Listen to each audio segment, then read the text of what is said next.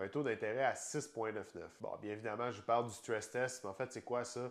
On entend souvent parler aussi du taux de qualification ou du test de résistance. Et à quoi ça sert en fait, c'est que le prêteur veut s'assurer que si jamais les taux d'intérêt montent, vous allez être capable de quand même payer votre hypothèque. Il a été introduit en 2018, puis le but était de protéger les propriétaires contre les défauts de paiement, puis éviter de déstabiliser l'économie. Ça, en fait, ça a été introduit pour vous protéger parce qu'on est dans une société où les gens s'endettent beaucoup trop facilement. Donc, si on prend un petit exemple rapide, disons que le taux que vous pourriez obtenir pour votre hypothèque, ça serait 4,99.